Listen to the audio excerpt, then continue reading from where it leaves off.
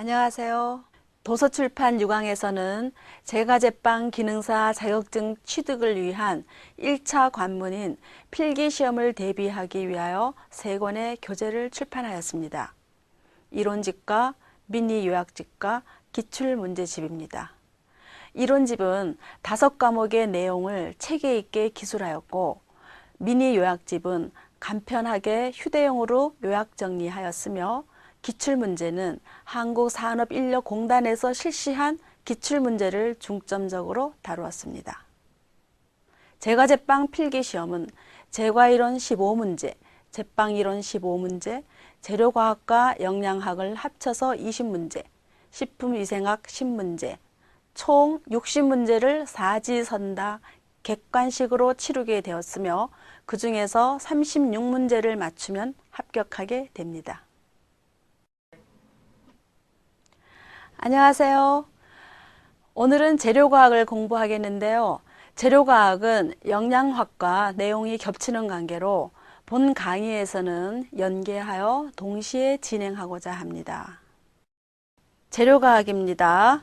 제1절 재료과학이라는 과목은 빵, 과자를 만드는 데 있어서 사용되는 재료에 관한 것을 과학적으로 설명한 과목이며 탄수화물, 지방, 단백질, 밀가루, 효소, 이스트, 감미제, 유제품, 계란, 물, 이스트푸드 등등의 기타 재료에 대한 설명을 다루는 과목입니다.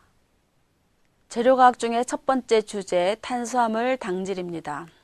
탄수화물은 당질이라고도 하며 CHO로 구성되어 있습니다.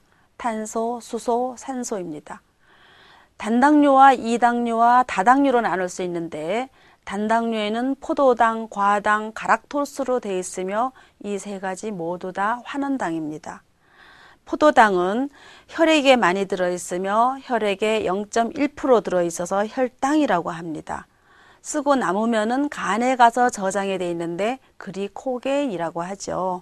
동물성 전분이라고 합니다. 과당은 과일이나 꿀에 들어가 있으며 체내에서 포도당으로 변해서 흡수가 됩니다. 가장 단맛이 강하고 흡수성과 용해도가 크죠. 두 번째, 이당류입니다. 이당류는 단당류 2분자가 합성이 된 것으로서 자당과 유당과 메가당이 있는데, 자당은 설탕, 슈크로스라고 합니다. 자당이 분해돼서 포도당과 과당이 되며 이때 필요한 소화 효소는 사카라제 또는 슈크라제라고 합니다. 아까 말한 단당류는 모두 다 환원당인 반면에 이당류는 비환원당입니다. 설탕이라고 하는데 사탕수수나 사탕무에 많이 들어있으며 우리가 흔히 말하는 감미료는 다 자당, 설탕이라고 할 수 있습니다. 이 자당은 가수분해하면 전하당이 되는데 포도당과 과당이 1대1로 되어 있는 당을 전하당, 인버트 슈거 이렇게 말을 합니다. 이 자당이 160도에서 180도의 고온이 됐을 때는 색깔이 변해지는데 이러한 현상을 캐러멜 반응 이렇게 얘기를 합니다. 이당류 중에서 유당이 있는데 유당은 젖당, 락토스라고 하며 가수분해되면 포도당과 과락토스로 분해가 되며 이때 필요한 효소는 락타제입니다. 유당 역시 환원당으로서 보통 말하는 포유동물의 젖에 많이 존재하고 있고 단맛이 굉장히 적습니다. 이스트가 분해시키지 못하는 당이 바로 유당입니다. 이스트의 영양원이 되지 못하기 때문에 제품의 잔류당으로 남아 있습니다. 이당류의 3번째 메가당, 엿당이라고 하고요. 말토스입니다. 메가당은 분해할 때 말타제라는 소화 효소가 작용이 되어 2분자의 포도당으로 분해되고 역시 환원당입니다. 엿기름에 존재하죠. 총 정리를 하자면 탄수화물 중에 모든 당은 환원당이나 자당만큼은 비환원당입니다. 이러한 당은 단맛이 다 다른데 이를 상대적 감미도라고 합니다. 외우기 쉽게 말해서 과, 전, 자, 포, 갈, 맥, 유. 포도당을 75라고 하고 자당을 100이라고 했을 때 과당은 175 정도의 단맛이 있기 때문에 과당이 가장 단맛이 있습니다. 반면에 유당은 단맛이 가장 적기 때문에 맨 끝에 있죠. 탄수화물은 단당류, 이당류, 다당류가 있다 했는데 지금은 다당류입니다. 말 그대로 여러 종류의 단당류가 결합되어 있는 것입니다. 이것의 가장 기본 단위는 포도당이라고 할 수 있습니다. 대표적인 것으로 전분이 있는데 전분은 아밀로스와 아밀로펙틴으로 구성되어 있습니다. 전분은 60도만 되면 익어요. 이 익는 것을 호화라고 하죠. 아밀로스는 좀 어렵습니다. 알파 1사 결합, 직쇄 결합, 일직선으로 결합이 되어 있다는 것이고요. 요오드 용액에 반응을 하면은 청색을 나타내고 분자량이 아주 적습니다. 노화가 빨리 일어나고요. 물에 잘 녹고 침전도 잘 일어납니다. 일반 곡물에 20% 정도가 함유되어 있습니다. 이 아밀로스가 20%인가 하면은 아밀로펙틴은 보통 80%가 구성되어 있는데 알파 1사 결합에다가 알파 16 결합까지 결합되어 있어서 측세 결합, 굉장히 엉켜 있다고 보시면 됩니다. 이는 요오드 용액에 반응을 했을 때 적자색을 띠고 분자량이 굉장히 큽니다. 노화 속도가 아주 느리죠. 일반적으로 말했을 때에 쫄깃쫄깃한 제품에는 아밀로펙틴이 많이 있습니다. 그래서 찹쌀이나 찰옥수수 같은 데는 아밀로펙틴이 100%로 구성되어 있죠. 그래서 이는 노화가 느리다고 합니다. 예를 들자면은 맵쌀은 아밀로스가 많거든요. 떡을 만들고 난 뒤에 금방 딱딱해져요. 노화가 돼요. 그러나 찰떡은 아밀로펙틴으로 되어 있기 때문에 시간이 지나도 딱딱해지는 것이 더디죠. 이를 노화가 더디다 이렇게 얘기를 합니다. 그러면 노화란 무엇일까? 빵을 예를 들겠습니다. 밀가루에 여러 가지 재료를 넣어서 반죽을 해서 빵을 만듭니다. 그럴 때에 밀가루는 생전분이 됩니다. 빵은 익은 전분이 됩니다. 다시 말해서 생전분에 수분이 가해지고 열이 가해지면 익습니다. 이 생전분을 알파 전분이라 하고 익은 전분을 베타 전분이라고 합니다. 이 알파 전분을 베타 전분으로 될 때의 과정을 호화라 합니다. 다시 말해서 알파화 이렇게 얘기를 하죠. 그런데 이 익은 전분이 냉장고에 넣거나 공기가 닿거나 했을 때는 단단해지죠. 이런 현상을 노화 이렇게 얘기를 합니다. 그러면 이렇게 단단해진 것이 노화라 하는데 노화는 여러 가지 영향을 주는 요소가 있습니다. 전분이 뭐냐? 또 어느 온도에 저장이 되어 있느냐? 수분이 어느 정도 있느냐? pH가 어느 정도이냐에 따라서 영향을 많이 받습니다. 그리고 노화는 속도에 영향을 주는 요소가 있습니다. 전분의 종류나 저장 온도, 수분의 함량, pH의 영향에 따라서 속도에 영향을 주는데 특히 온도의 영향을 많이 받습니다. 5도일 때, 냉장고일 때 말이죠. 또 수분이 적당히 있을 때 더 빨리 단단해져서 노화를 촉진시킵니다. 그러면 노화를 지연시키는 방법은 뭐가 있을까요? 얼려주죠. 영하 18도 이하로 냉동을 시킨다거나 수분을 아예 건조를 시킨다거나 쉬운 얘기로 빵은 금방 노화가 되고 쿠키는 수분이 적기 때문에 노화가 더디죠. 그러면 이러한 노화가 됐을 때 제품은 상품 가치가 떨어지고 맛이 부족하기 때문에 어떻게 해서 노화를 지연시키는 건가 하는 것이 중요하죠. 좋게 하기 위해서, 촉촉하게 하기 위해서 우리는 유화제를 첨가하기도 하고요. 또 양질의 재료를 쓰기도 하고 공정관리를 철저하게 지키거나 또 다 완제품이 됐을 때 포장을 철저하게 잘 하는 것이 가장 중요하다고 봅니다. 다당류에는 지금 말한 것처럼 전분이 있는가 하면은 그리코겐, 덱스트린, 셀룰로스, 펙틴이 있는데 그리코겐은 포도당이 흡수되고 남았을 경우에 간에 저장이 되어 있는 것을 말하며 동물성 전분이라고도 합니다. 덱스트린은 이것이 가수분해 돼서 메가당으로 분해될 때에 생겨지는 중간 생선물을 말하며, 셀룰로스는 섬유소라고 하는데 잘 녹지 않기 때문에 우리는 흔히 식이섬유라고 하죠. 이 섬유소를 많이 섭취함으로써 우리는 만복감을 주고 변비를 막아주죠. 그러나 사람한테는 소화효소, 다시 말해서 셀룰라제라는 것이 있어야 되는데 없기 때문에 우리 사람들은 그것을 소화시키지 못하고 변으로 배출이 됩니다. 펙틴은 과일에 있는 다당류로서 산과 설탕이 어울리면 엉기게 되죠. 이 원리를 이용해서 만든 것이 잼입니다. 스타치 슈거, 전분당이라고 합니다. 전분을 산이나 효소에 의해서 가수분해시키면은 물엿이나 포도당, 과당 등등의 그러한 여러 분해 산물이 형성되는데 이들을 전분당이라 하는데 알파 아밀라제, 베타 아밀라제가 작용을 합니다. 우선 전분의 알파 아밀라제가 작용해서 덱스트린으로 분해를 시키고 베타 아밀라제가 작용해서 메가당으로 만들고 메가당에는 말타제가 작용해서 포도당 두 분자로 분해를 합니다. 알파 아밀라제는 내부 아밀라제라고 해서 액화 효소이고요. 베타 아밀라제는 외부 아밀라제라 해서 당화 효소입니다. 제빵용 알파 아밀라제는 pH 4.6 내지 4.8 정도가 가장 좋습니다. 제2절 유지입니다. 앞에서 본 탄수화물도 CHO로 구성되어 있었던 것처럼 유지도 CHO로 구성되어 있습니다. 탄소, 수소, 산소입니다. 이 지방은 분해되면은 세 분자의 지방산과 한 분자의 그리세린으로 됩니다.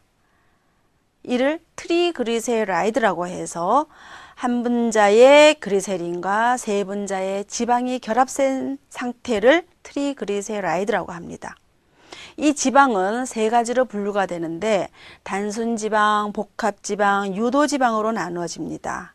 아까 탄수화물은 단당류, 이당류, 다당류로 되어 있었죠. 지방은 가장 간단한 것이 단순지방, 그 외에 어떤 것이 결합되어 있는 것이 복합되어 있는 것이 복합지방, 살짝 성질이 바뀐 것을 유도지방이라고 합니다. 단순지방에는 우리가 흔히 말하는 기름을 얘기합니다. 우리가 섭취하고 있는 기름은 다 단순지방이고 화학적인 구조로 볼 때에 왁스도 단순지방이지만 왁스는 우리 먹지를 못하죠. 이 단순지방에 다른 것이 결합된 것을 복합지방이라고 하는데 인이 결합되면 인지방, 당이 결합되면 당지방, 단백질이 결합되면 단백지방이라고 합니다. 또한 우리가 콜레스테롤 많이 들어왔어요. 이런 것은 성질이 약간 변해진 것인데 이것을 유도지방이라고 합니다. 조금 아까 봤듯이 지방이 분해되면은 세 개의 지방산으로 분해가 되고 하나의 그리세롤로 되는데 흔히 외우기 힘들까봐 지글이라고 외우죠. 지방산과 그리세린. 그런데 이 지방산은 포화와 불포화가 있습니다. 이것은 뭘 가지고 얘기하냐면은 지방이 CHO로 되어 있는데 이 C, 다시 말해서 탄소가 자기네끼리 단일 결합이 되어 있는 것은 포화지방산이고 자기네끼리 둘씩 결합돼서 이중 결합이 된 것을 불포화지방산이라고 합니다. 포화지방산에는 탄소수가 많을수록 융점과 비점이 높고 상온에서 고체로 되어 있고 동물성 기름에 많이 들어 있습니다. 뷰틸산, 발미틴산, 스테아린산 이런 것들이 포화지방산이고요. 불포화지방산은 탄소와 탄소 사이에 이중결합이 있는 것을 말하는데 이 이중결합이 많을수록 또는 탄소수가 작을수록 융점은 낮아집니다. 우리가 흔히 말하는 올리브기름, 면실류 이런 것처럼 상온에서는 액체로 되어 있고요. 식물성 기름에 많이 들어 있습니다. 이것은 올레산, 리놀레산, 리노렌산, 알라키돈산. 외우기 쉽게 말해서 올, 릴리, 아 이렇게 외우면 쉬울 겁니다. 또한 지방산 중에서 어떤 것은 우리가 먹지 않아도 자체에서 합성이 되는 게 있어요. 그러나 인체에서 합성이 되지 않기 때문에 꼭 음식물로 먹어줘야 되는 게 있습니다. 이것을 필수 지방산이라고 하며 비타민 F라고 합니다. 릴리아 외우시면 될 거예요. 리놀레산, 리놀렌산, 알라키돈산입니다. 이 지방이 세 분자의 지방산이 나오면서 한 분자의 그리세린으로 되는데, 이 그리세린에는 화학적으로 보면은 수산기가 3개가 붙어 있어요. 이 그리세린은 끈적끈적합니다. 옛날에 화장품 없던 시절에 손이 트면은 피부 보호제로 그리세린이라는 걸 바른 적이 있어요. 이것이 그리세린이며 지금도 화장품 재료로 많이 쓰이고 있습니다. 다시 말해보면은 이것은 지방이 분해된 거죠. 향미제 역할을 하고요. 케이크 제품의 색과 향을 보존시켜 주기도 하고, 안정제를 역할을 합니다. 유화제 역할을 하죠. 흡수성이 굉장히 강하고요. 무색이죠. 단 투명스럽습니다. 끈적끈적하고 약간의 먹어보면 단맛이 있는데 설탕의 3분의 1 정도 단맛이 있습니다. 보통 식품은 보관을 어떻게 하느냐에 따라서 변해지죠. 이 변해져서 좋아진 것을 발효를 하고, 변해지어서 나쁜 것에는 부패가 있고 산패가 있는데, 지방이 변질된 것을 산화 또는 산패라고 하죠. 지방이 가수분해되면은 지방산과 그리세린으로 된다고 앞에 나왔듯이 시험 문제 잘 나옵니다. 그래서 직을 외우시면 좋을 거예요. 산화라는 것은 기름이 대기 중에 있는 산소가 결합되거나 다른 수분이 들어간다거나 했을 때 변질되어서 산패가 되는데, 이것을 판단하는 기준이 유리지방산가라는 말을 씁니다. 지방의 가수분해 정도를 파악할 수 있고요. 유지의 질을 체크하는 척도입니다. 다시 말해서 1g의 유지에 함유된 유리지방산을 중화시키는 데 필요한 수산화칼륨의 양을 미리그램, 퍼센트 이렇게 표시해서 우리는 유리지방산가라는 말을 씁니다. 지방이 산화되는 데는 여러 요소의 영향을 받습니다. 지방산의 불포화도, 금속, 그 중에서도 구리나 철분, 생물학적인 촉매로서 니켈이 작용되고요. 자외선과 온도와 습도, 이물질의 영향을 받아서 지방의 산화 속도는 달라집니다. 보완제가 있고 항산화제가 있는데 우선 항산화제를 먼저 설명하겠습니다. 항산화, 산화를 막아주는 겁니다. 여러 가지 그 산화적인 연쇄 반응을 방해해서 유지를 굉장히 안전하게 함으로써 산화를 막아주는 것을 항산화제 이렇게 말합니다. PG, BHA, BHT 등은 화학적인 인공적인 항산화제 물질이고요. 천연의 항산화 물질은 세사몰, 비타민 E, 토코페롤이라고 합니다. 이것은 산화를 막아주는 거고, 항산화 능력은 없지만 항산화제랑 함께 사용해서 그 능력이 높아져서 지방의 안정성을 돕는 것을 보완제, 상승제 이런 말을 합니다. 또 한 가지, 여러분들 트랜스 지방이라고 들어보셨죠? 앞에서 배운 것처럼 고체 지방인 포화지방산이 있고 액체 지방인 불포화지방산이 있습니다. 이 불포화지방산은 좀 흐느적거려요. 그래서 단단하게 촉감을 주기 위해서 단단하게 만듭니다. 수소를 넣어서 그 화학적인 성분을 트랜스 시켰어요. 예를 들어 옥수수 식용유가 있다. 이것은 불포화지방산입니다. 그런데 이것을 수소를 첨가시켜서 화학적인 구조를 트랜스를 시키면은 포화가 됩니다. 옥수수 마가린이 되죠. 그랬을 때에 옥수수 기름을 가지고 빵 반죽을 했다? 그러면 빵 반죽이 축축 처집니다. 그러나 단단하게 해서 마가린이나 버터로 돼서 경화를 시킨 것은 빵을 만들고 난 뒤에 아삭한 맛을 주고 특유한 그런 씹는 맛을 주죠. 이것이 바로 경화유라고 할 수 있습니다. 유지를 제품별로 특성을 보자면은 쇼트닝과 마가린과 버터로 나눌 수 있는데, 쇼트닝은 정제된 동식물의 유지나 경화유 또는 이러한 혼합물을 급냉을 시켜서 결합시켜서 만든 것을 말하고, 지방은 100%, 수분은 없습니다. 마가린은 천연 버터 대신에 대용의 버터 또는 동물성 지방도 있겠지만 대부분은 식물성 지방을 가지고 혼합해서 제조한 것이죠. 지방은 80%, 수분은 약 20%. 버터는 우유의 지방을 빼낸 것을 보통 버터라고 합니다. 유지방이 약 80%, 수분은 약 14 내지 17%로 구성이 되어 있습니다. 계면 활성제라고 해서 섞이지 않는 두 액체를 균일하게 혼합시키는데 부피가 좋아지고 조직도 개선이 되고 노화를 지연시킵니다. 계면 활성제로 쓰이는 것은 좀 어렵습니다. 그리세린, 지방산 에스테르, 대두인지질, 자당, 지방산 에스테르, 모노디 그리세라이드, 아실락테이트, SSL, 레시틴 등등이 계면 활성제로 쓰입니다. 이러한 계면 활성제는 쉽게 말해서 물과 기름은 어울리지 않습니다.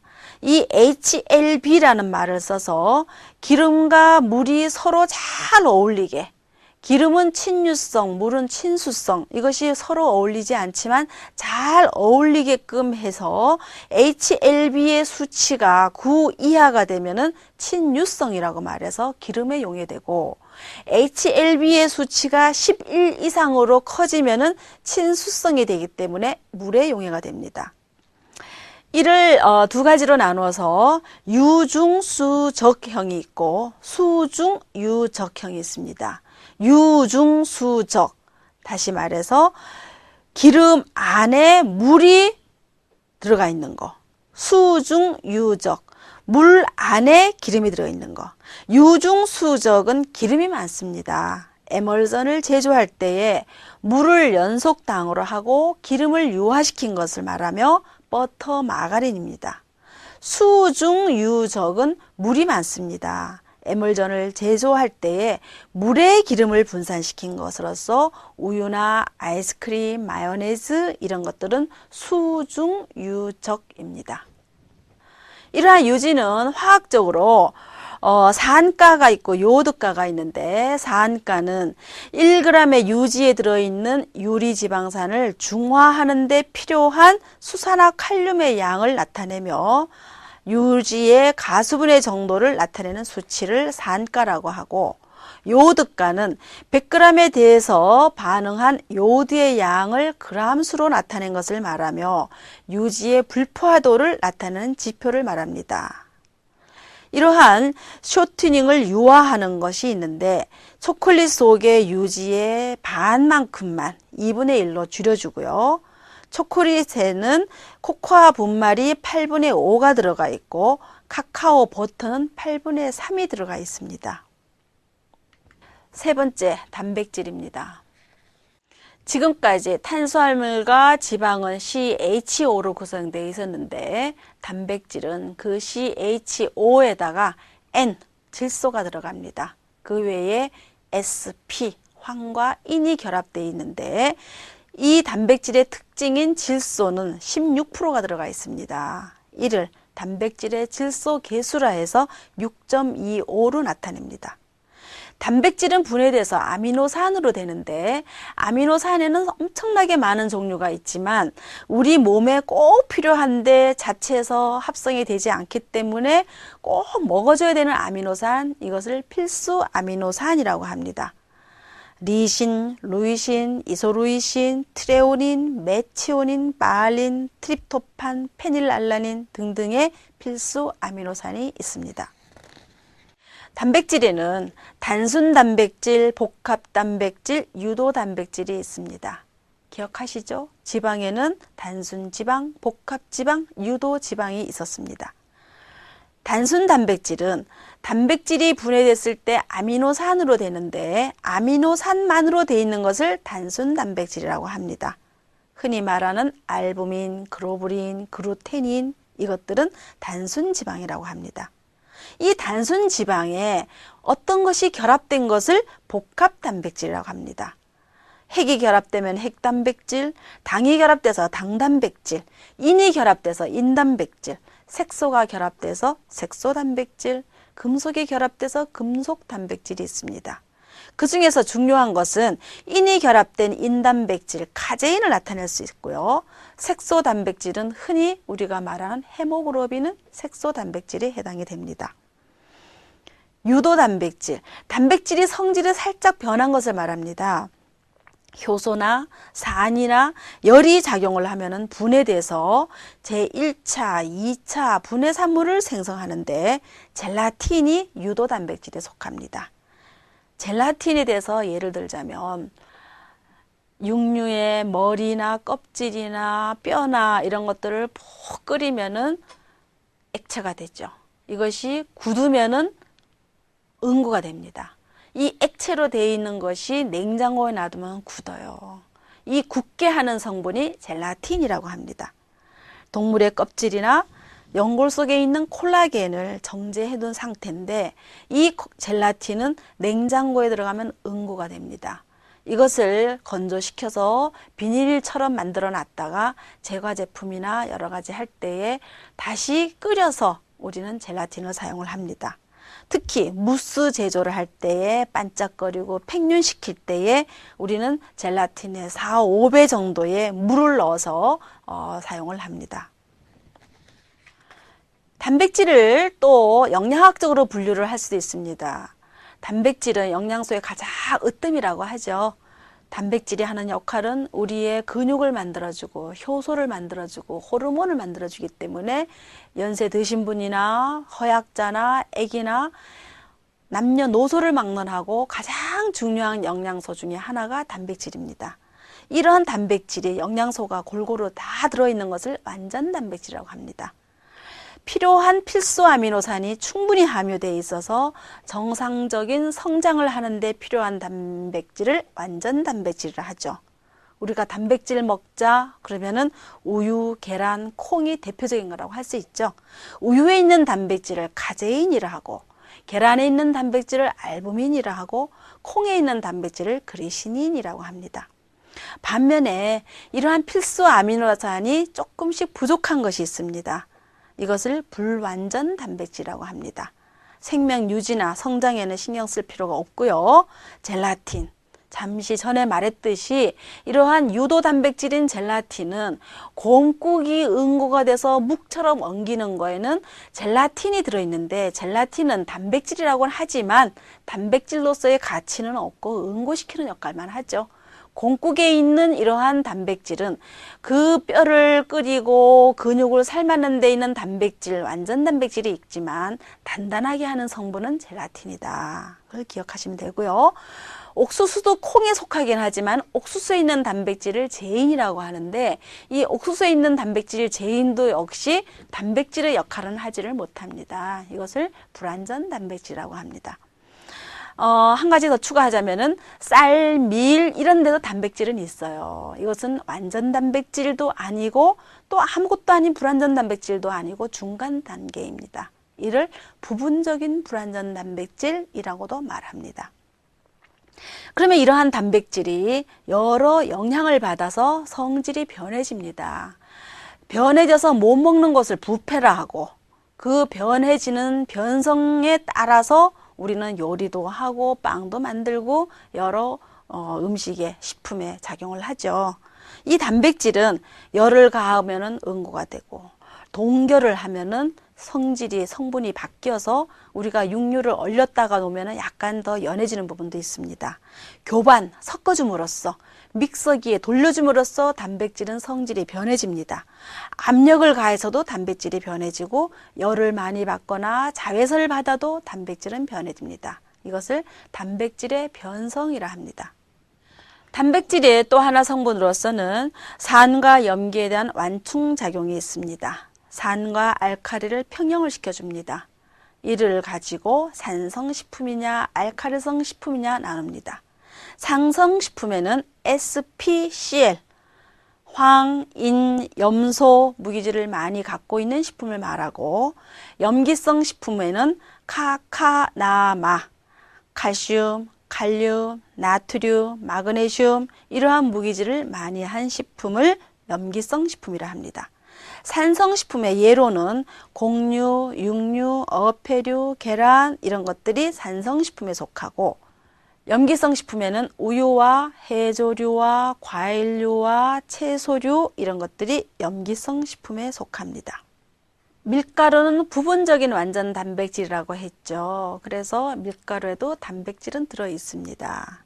밀가루에 있는 단백질은 글루텐 형성을 하는데 글루테닌과 그리아딘으로 결합되어 있습니다. 글루테닌은 탄력성을 주고요. 그리아딘은 신장성을 줍니다. 글루테닌과 단백질은 다음과 같은 공식을 만듭니다. 젖은 글루텐이 있고 건조한 글루텐이 있는데, 젖은 글루텐 중량에다가 밀가루 중량을 나누어서 100을 곱하면은 젖은 글루텐 퍼센트라 그러고, 이 젖은 글루텐에다가 3을 나눠주면은 건조 글루텐이라고 합니다. 계산 문제에서 종종 나오니까 다음에 또 보기로 합니다. 제4절 밀가루입니다. 밀알로 밀가루를 만드는데, 밀알은 배아, 내배유, 껍질 세 부분으로 구성되어 있습니다. 내배유는 약 80% 이상을 차지하고, 배아는 약 3%, 껍질은 15% 정도로 구성이 되어 있습니다. 이 밀가루는 단백질 함량에 따라서 강력, 중력, 박력으로 나눕니다. 강력분에는 밀가루에 있는 단백질, 글루텐 함량이 11에서 13%인 거, 중력분은 9에서 11%, 박력분은 7에서 9% 단백질을 함유하고 있습니다. 강력분은 제빵이나 마카로니를 만들 때 쓰며 밀가루의 입도가 거칠고 경질 동맥이라고 합니다. 중력분은 중간 정도이면서 국수 만드는 데 많이 쓰고요.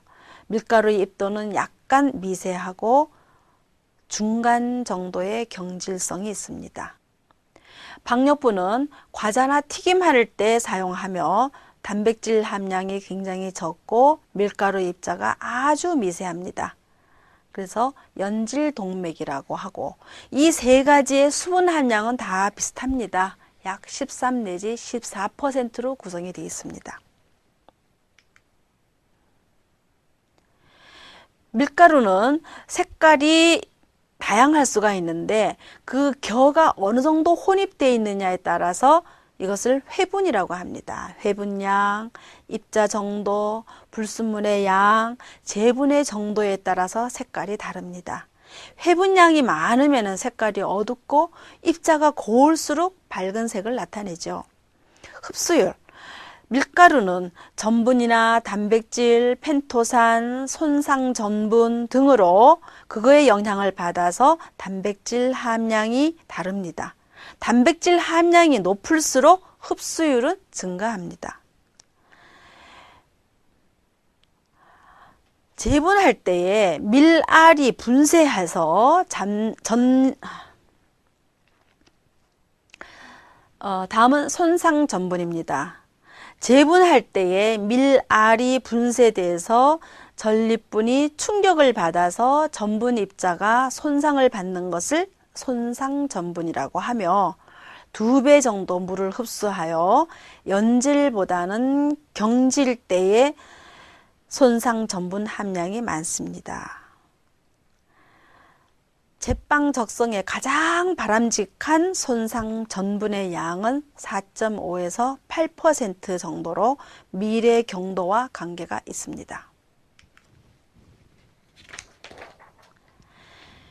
밀가루 반죽의 물성에 관한 영향을 주는 재료가 있습니다.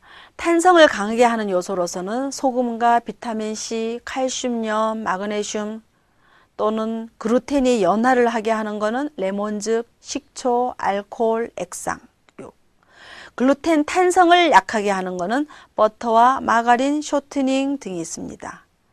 밀가루에는 탄수화물이 있는데요. 밀가루의 탄수화물에는 당, 전분, 다당류인데 섬유소인 셀룰로스로 구성되어 있습니다. 밀가루에도 아밀로스와 아밀로펙틴이 있는데 아밀로스는 약 20%, 아밀로펙틴은 약 80%로 구성되어 있습니다. 밀을 재분하여 밀가루를 만들 때에 밀에 대한 밀가루의 양을 재분율이라고 합니다. 재분율이 낮을수록 껍질 부위가 적고 고급 밀가루가 됩니다.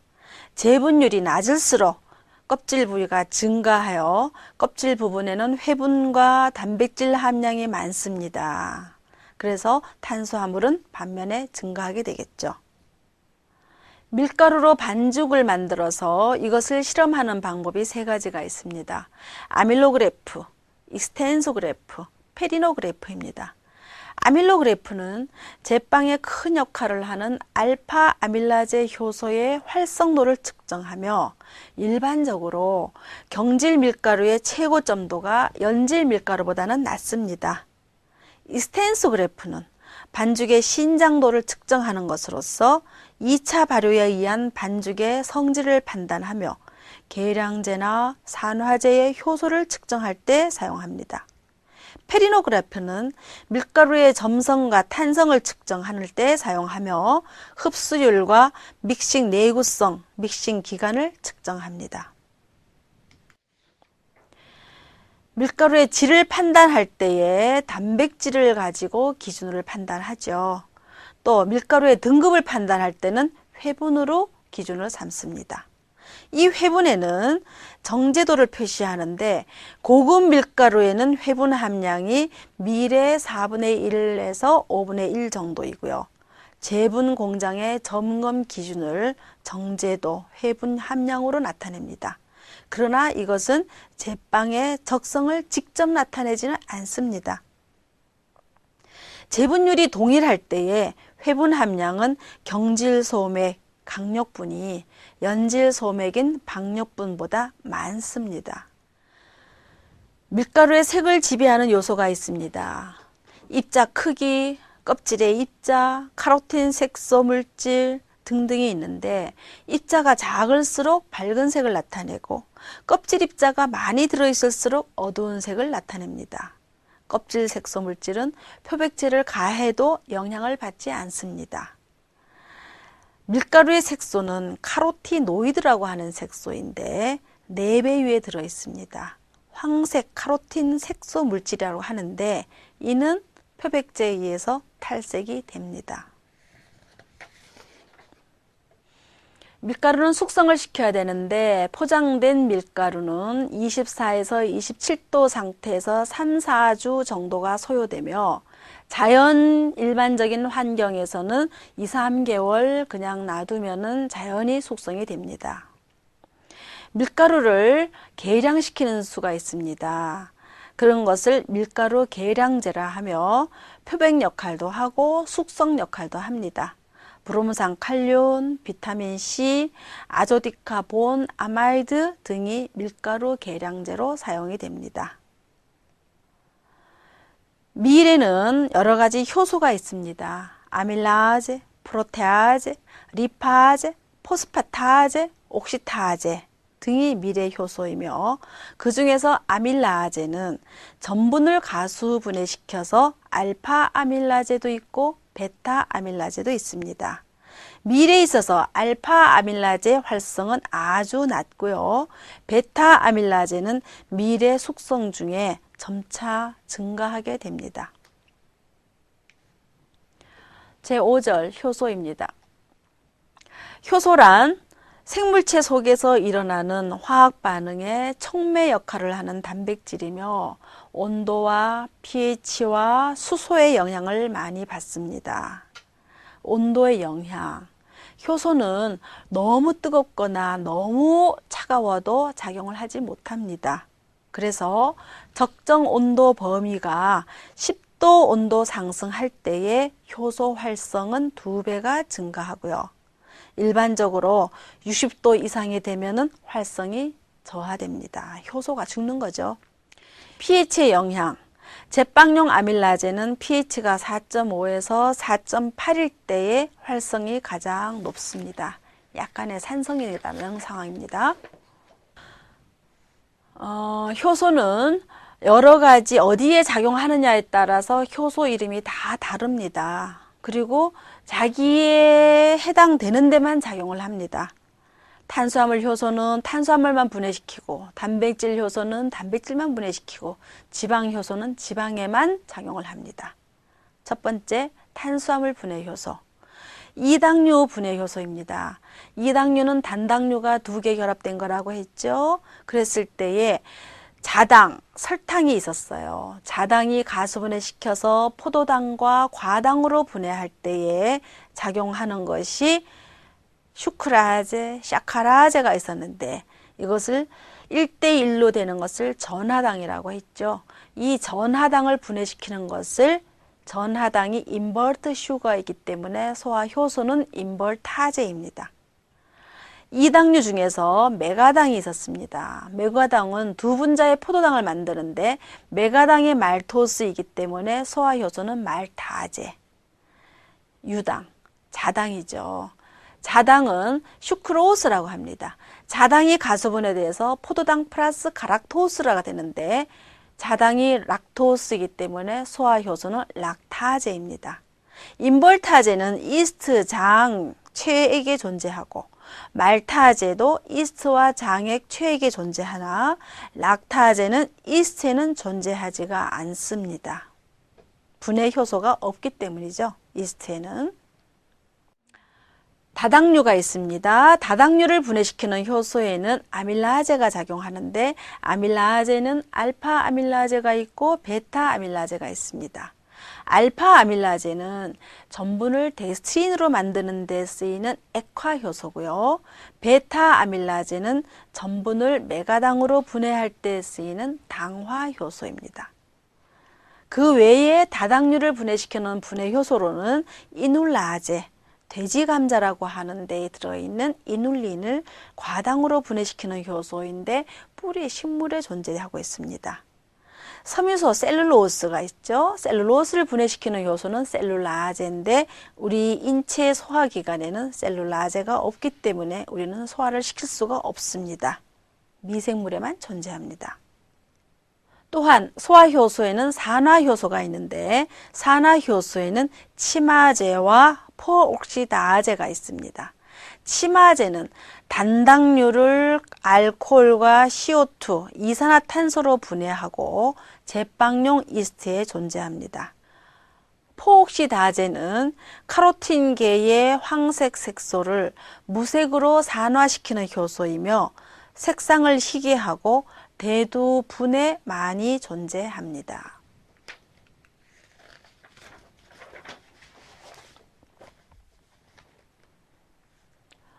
단백질 분해 효소가 있습니다.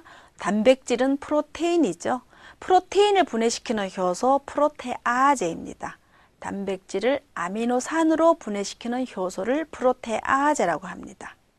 또한 단백질을 분해시키는 효소는 펩신, 트립신 등이 있습니다. 펩신은 위액에 있고 트립신은 췌액에 있습니다. 또한 단백질을 분해시키는 효소로서는 레닌이 있는데 기억나시나요? 우유의 단백질은 카제인이라고 했습니다. 단백질은 열을 가하거나 효소에 의해서 응고가 됩니다.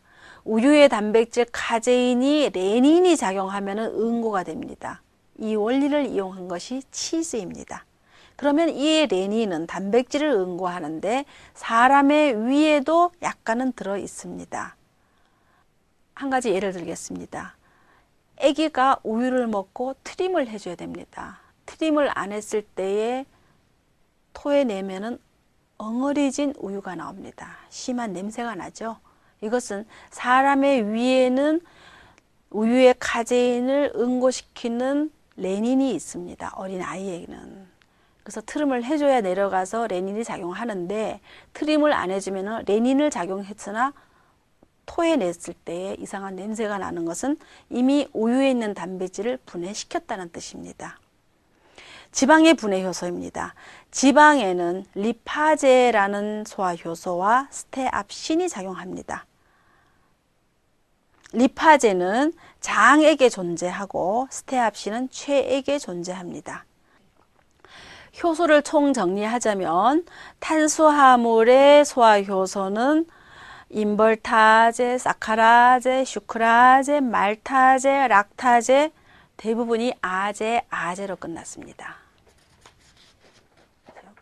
단백질 분해 효소는 펩신, 트립신 등으로 신이 많습니다.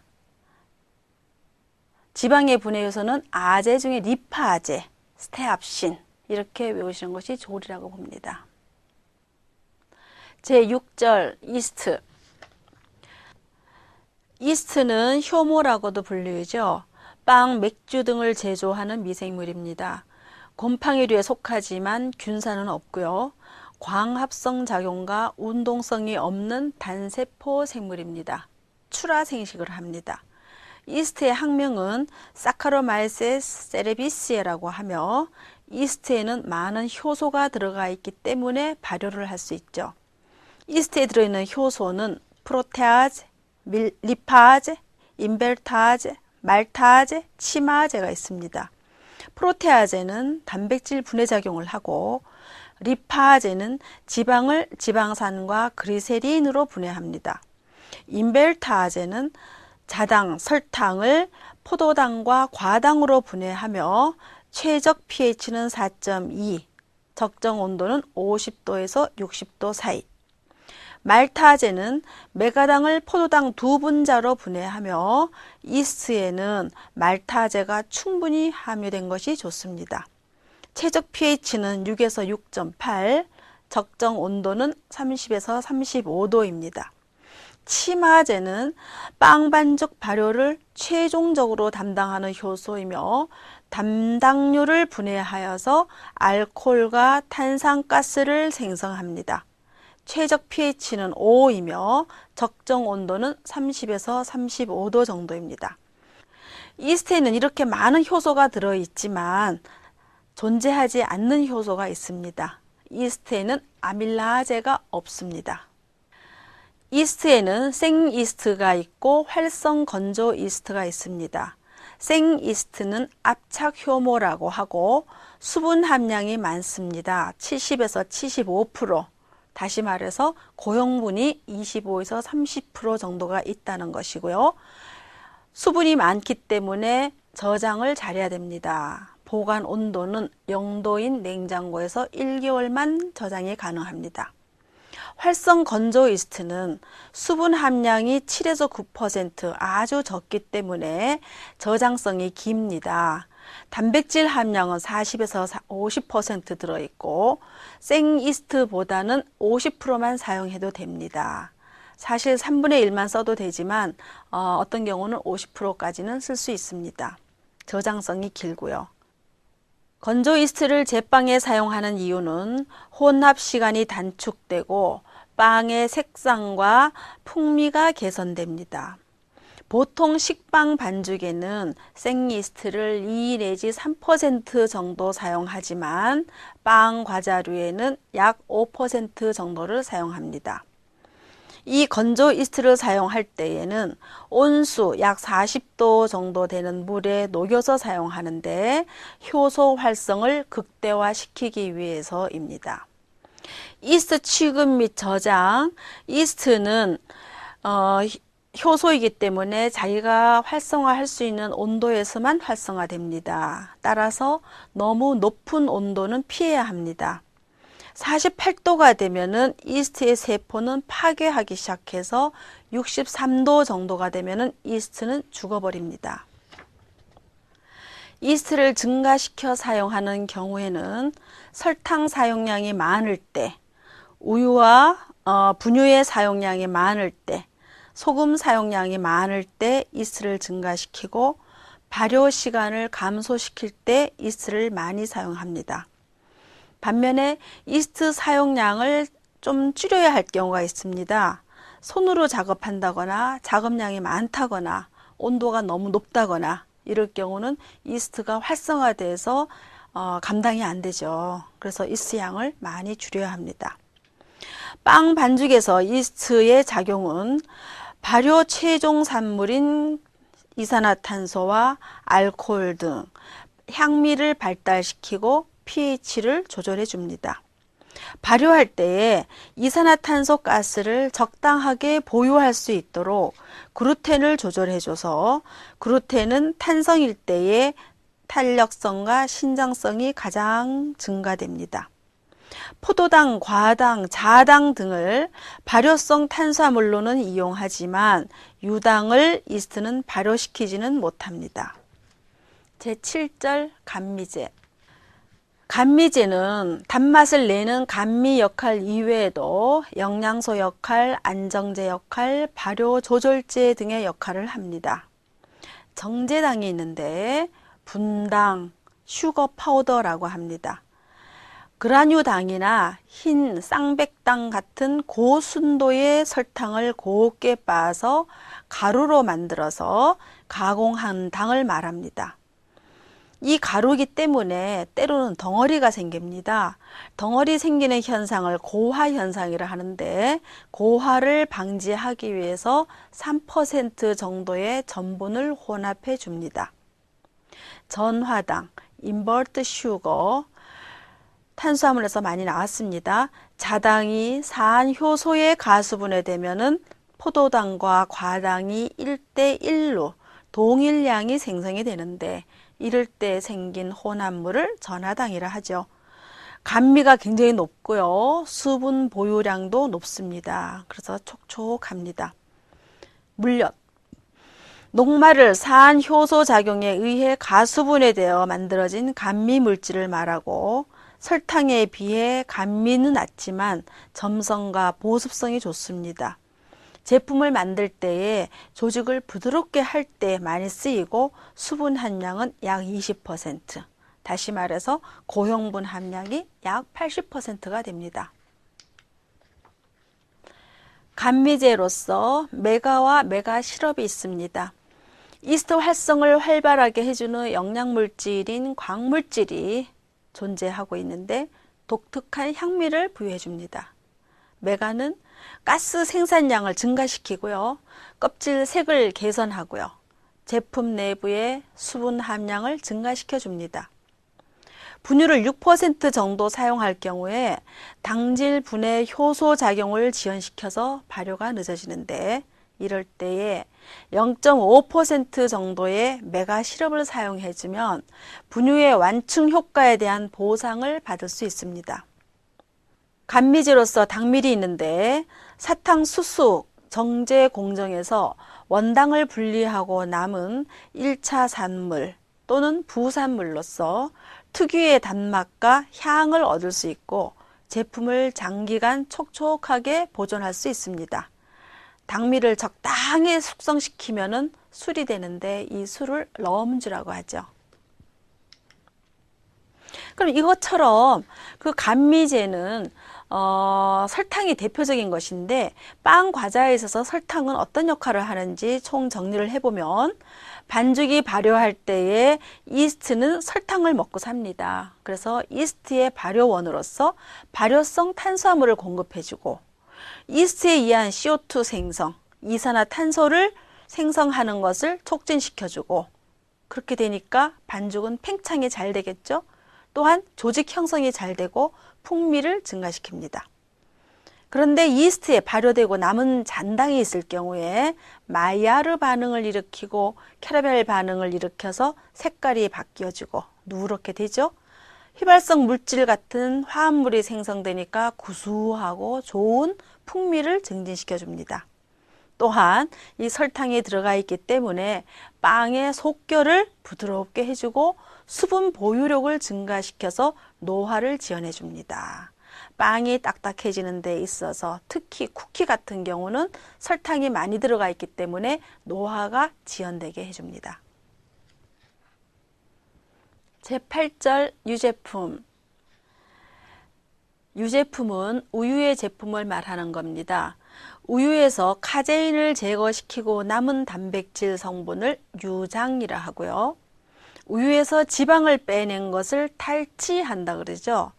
그것을 분유로 만든 것을 탈지 분유라 하고, 유장 분말은 우유를 가공해서 버터와 치즈를 만들고 남은 것을 건조시킨 것을 유장 분말이라 합니다.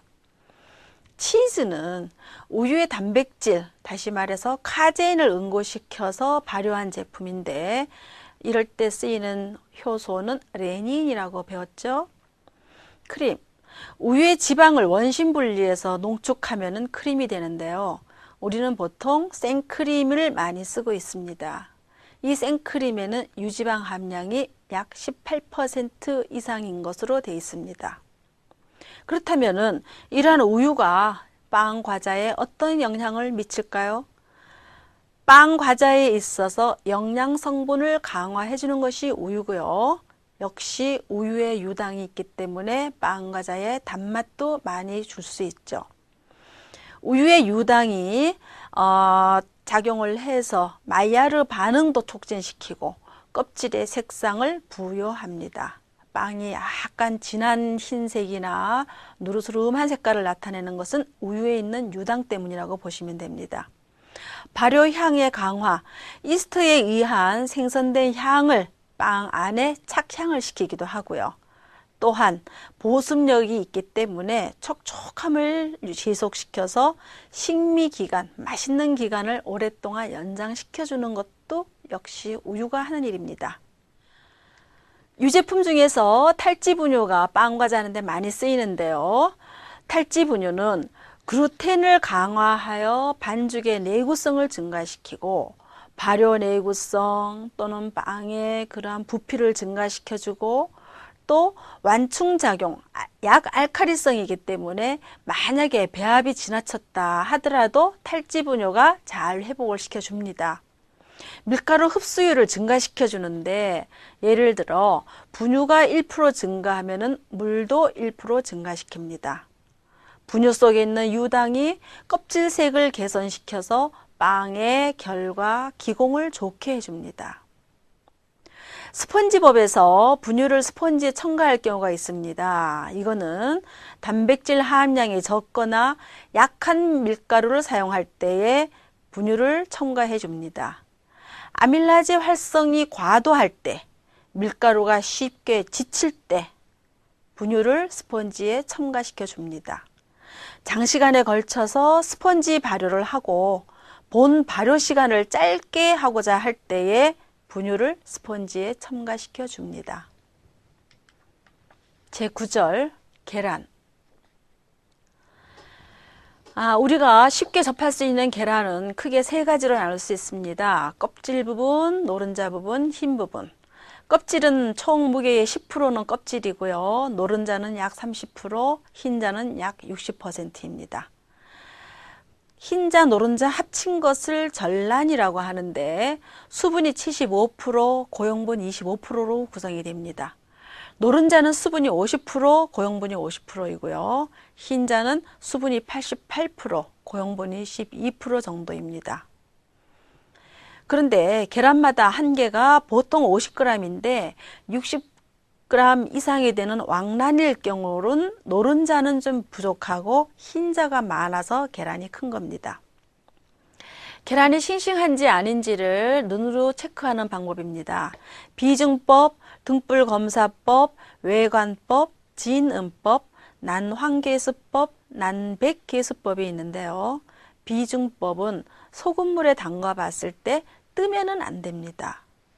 그건 왜냐하면은 계란 안에는 기공이 있는데 풍선이 있다고 생각하시면 돼요. 풍선은 물에 안 가라앉죠. 계란 안에 이러한 기공이 있으면 뜰 수밖에 없어요. 그런데 그 기공은 오래된 계란일수록 기공이 크기 때문에 소금물에 계란이 뜬다라는 것은 이 계란은 오래됐구나 하고 생각하시면 됩니다. 이것을 비중법이라 하고요. 등불검사법. 계란을 형광등이나 이 바깥에 창문을 통해서 비추어 봤을 때 속 안에 꺼멓게 보이면은 이것은 오래된 계란입니다. 외관법. 처음 계란이 부화됐을 때는 껍질이 까칠까칠합니다. 진음법, 흔들어 봐서 소리를 듣는 방법입니다. 흔들었을 때 출렁거림이 있거나 이러한 움직임이 없어야지만 싱싱한 겁니다. 난황계수법, 남백계수법은 계란을 후라이 하려고 깨뜨렸을 때에 노른자가 위로 볼록한 것이 있습니다. 이거는 난황계수가 높은 거고요. 흰자가 몽실몽실 뭉쳐있는 것은 난백계수가 높다는 것입니다. 다시 말해서 계란을 깨뜨렸을 때에 흰자도 푹 퍼지고 노른자도 높이가 얕으면은 난황계수, 난백계수가 적은 것으로서 싱싱하지 않은 계란입니다. 이 계란이 빵과자에 있어서 많은 기능이 있습니다. 결합제, 엉기게 하는 역할이죠. 접착 역할을 합니다. 커스터드 크림에 넣었을 때에 서로 엉기게 해줘서 걸쭉하게 해주는 역할을 합니다. 이거는 모든 음식에 할 때도 전을 부칠 때나 계란이 들어간 거는 잘 떨어지지가 않죠. 팽창제, 부풀리게 합니다. 5 내지 6배 정도의 공기를 포집할 수 있어서 제품의 부피를 굉장히 증가시킵니다.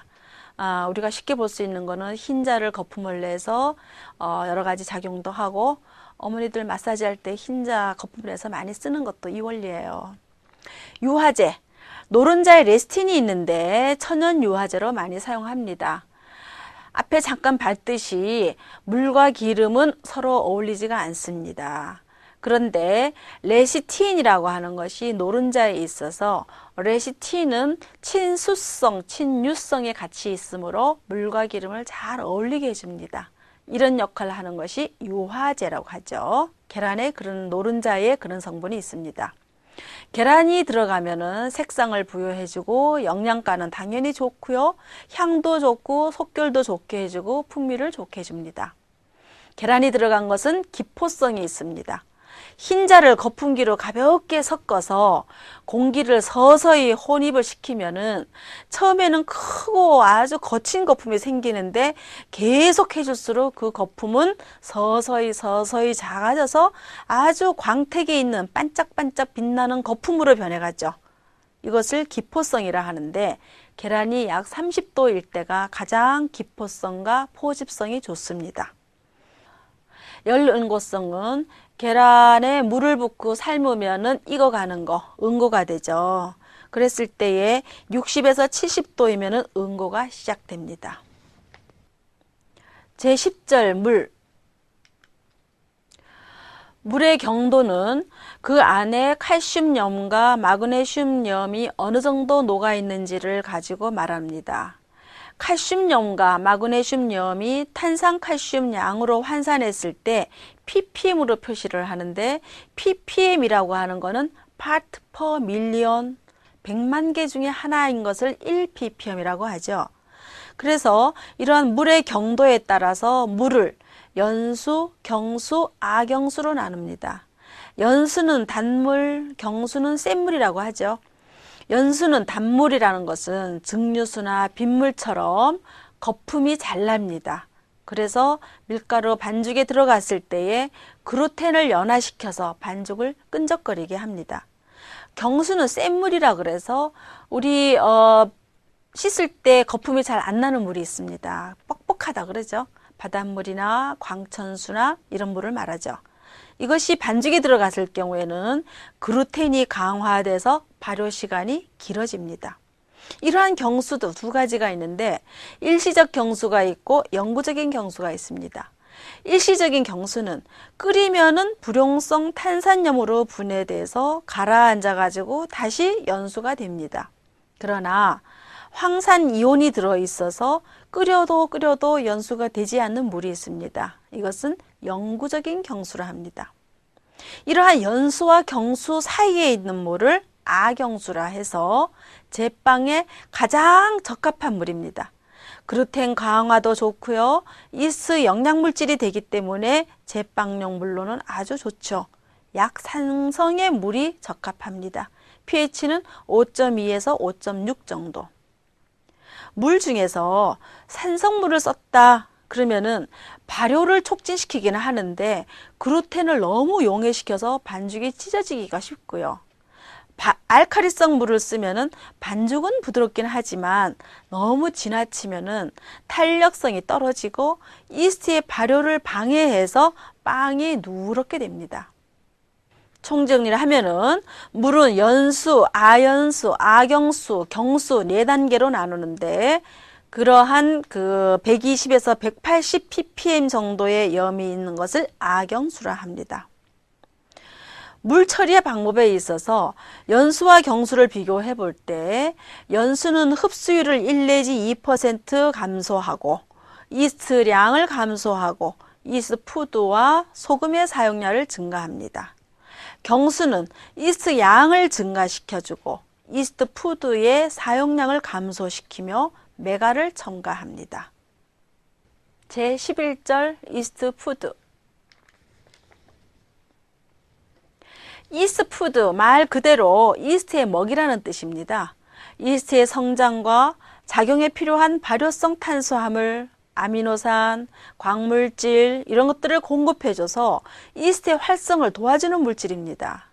이스트 푸드는 제빵 공장에서 사용되는 물이 알칼리성이거나 발효 시간을 단축하고자 할 때 이스트 푸드를 사용합니다. 산화제, 효소제, pH 조절제, 무기염 등을 혼합하여 만든 것으로서 제빵 제품에 적합하도록 사용합니다. 이스트 푸드가 무슨 역할을 하느냐? 물 조절제 역할을 하고요. 이스트의 영양 공급을 해주고 반죽 조절제 역할을 해줍니다. 물 조절제 역할로는 칼슘염이 해당됩니다. 황산칼슘, 인산칼슘, 과산화칼슘이 칼슘염이 물 조절제 역할을 합니다. 이스트의 영양 공급으로는 암모늄염이 해당됩니다. 염화암모늄, 황산암모늄, 인산암모늄 이러한 암모늄염이 이스트의 영양을 공급해 줍니다. 반죽 조절제로서는 브롬산 칼륨, 요오드 칼륨, 과산화칼슘, 비타민C, 아조디카보나마이드 같은 반죽 조절제로 사용을 합니다.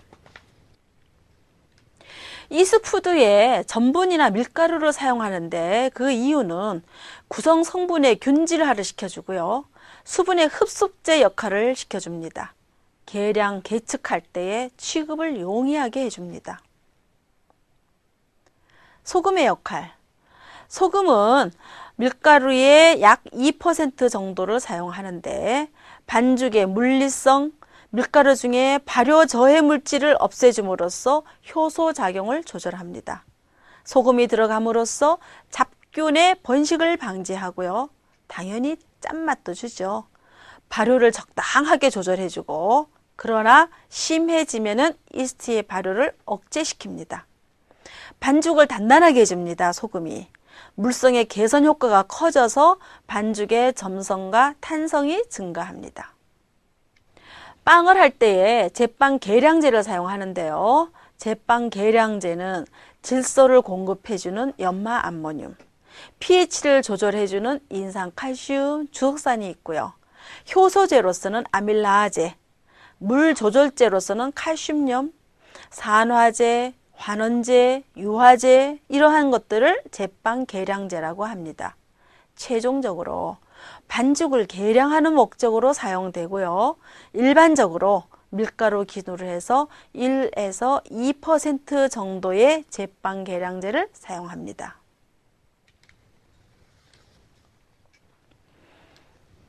제12절 팽창제, 안정제, 초콜릿, 향신료. 첫 번째로 팽창제입니다. 제과 제빵 하는 데 있어서 가장 기본적인 팽창제로서는 제과 제품에 있어서 쓰는 베이킹 파우더를 들 수 있죠. 중조라고 하는데 탄산수소 나트륨이죠. 이 성분이 주성분인 것이 베이킹 파우더인데 각종 산화제를 배합하고 완충제로서 전분을 첨가한 팽창제입니다. 이럴 때 중조와 산제가 화학 반응을 일으켜서 탄산가스를 발생시키고 기포도 만들고 당연히 반죽이 부풀게 되겠죠. 이 반응의 원리는 전체 베이킹 파우더 무게의 약 12% 이상의 유효한 이산화탄소가 발생이 되어야 합니다. 그런데 베이킹 파우더를 너무 많이 사용했어요. 이럴 경우는 기공벽이 늘어나서 속결이 거칠고 빨리 말라버려요. 우리는 중하가라는 말을 씁니다. 중하라는 말은 산성이 너무 강할 때 알칼리성을 넣어줌으로써 산성을 약하게 해주고, 알칼리성이 너무 강할 때 산을 넣어줌으로써 알칼리성을 약하게 해준다. 다시 말해서 중성이 되도록 중화시켜준다는 얘기죠. 그랬을 때에 산 100g을 중화시키는데 얼만큼 들어갔냐? 탄산수, 나트륨, 중조의 양을 수치로 계산한 것을 중하가라 합니다.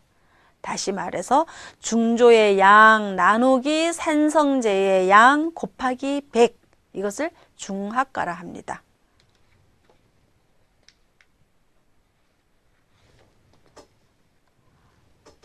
팽창제로서는 암모늄 계열도 있습니다. 밀가루 단백질을 연화하는 효과가 있고요. 탄산수 암모늄, 염화 암모늄 이런 것들이 암모늄 계열로서 팽창제 역할을 합니다. 두 번째로 안정제입니다. 말 그대로 안정하게 해주는 거죠. 여러 가지의 화합물에 첨가를 시켰을 때에 불안정했던 화합물이 안정시켜주는 걸 말합니다. 예를 들어서 한천에 있는 우뭇가사리, 젤라틴, 동물의 껍질이나 연골을 푹 끓였을 때 나오는 이러한 성분을 콜라겐을 정제해서 냉각을 시키면은 단단해지는 것이 젤라틴. 역시 안정제 역할을 하죠. 뭐 제리뽀, 뭐 아이스크림 이럴 때에 미끈미끈한 느낌을 주는 것이 바로 안정제라고 할 수 있습니다. 펙틴, 귤이나 뭐 딸기 이런 과일 굉장히 끈적끈적한 성분인데 이것이 산과 설탕이 들어갔을 때에 엉기게 해서 잼과 젤리를 만드는 성분, 이것이 안정제 역할을 하죠.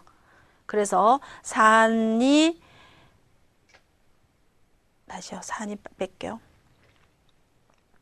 젤리를 만드는 요소로는 한천과 젤라틴과 알긴산이 있습니다. 그럼 안정제를 왜 사용합니까? 아이싱을 할 때, 케이크를 만들 때 아이싱을 하는데 거기에 끈적거리는 것을 막아주고요. 아이싱이 부서지는 것도 막아주고, 머랭에 있어서 수분이 배출하는 것을 막아주고, 무스 제조할 때 안정하게 해주고, 흡수제로서 노화를 지연시켜주는 효과가 있고, 포장성도 좋게 해주고, 파이 충전물을 만들 때 농화제로 사용하기 때문에 안정제는 식품 첨가물로서 많이 사용이 됩니다. 세 번째, 초콜릿.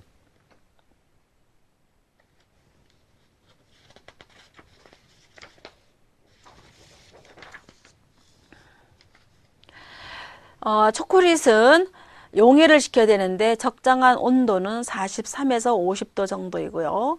초콜릿 보관할 때는 17에서 20도 정도에 보관하고 습도는 50%이어야 합니다. 템퍼링 할 때 계속 저어주면서 측면이나 바닥에 눌어붙지 않도록 해야 되고요. 광택이 나야 초콜릿이 상품이겠죠. 그럴 때에 급속 냉각을 피해줘야 합니다. 초콜릿을 템퍼링을 한다 하는데 왜 하냐 하면은 입안에서 용해성이 좋게 하고 광택이 좋고 내부 조직이 조밀해지기 때문입니다. 단, 팻 블룸이 일어나지 않도록 해야 되고 일정한 결정이 많고 결정형이 일정하게끔 해줘야 합니다.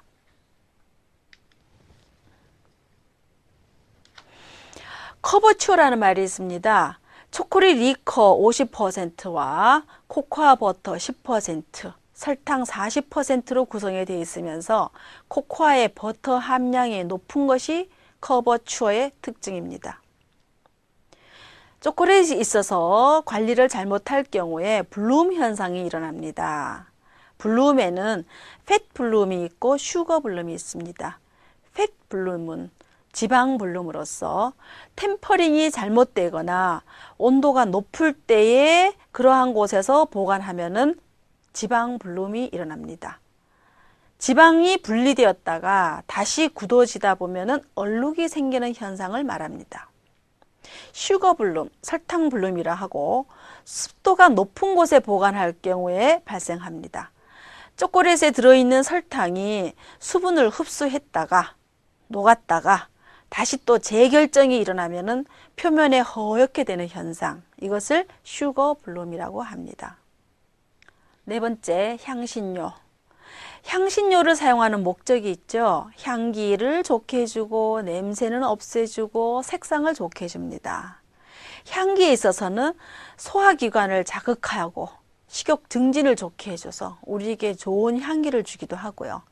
때로는 나쁜 냄새 있을 때 냄새를 완화시켜 주거나 없애주고, 또 식욕 증진을 위해서 맛있는 색상을 주게 하는 거, 예를 들어 파프리카 같은 것이 피자에 있다 그러면은 훨씬 더 맛있어 보이겠죠. 향신료의 분류.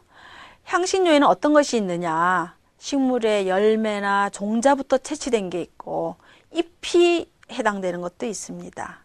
열매로부터 채취된 것으로서는 우리가 잘 알고 있는 후추, 바닐라, 코코아, 겨자, 육두구, 올스파이스, 이러한 향신료는 열매로부터 채취된 것이고요.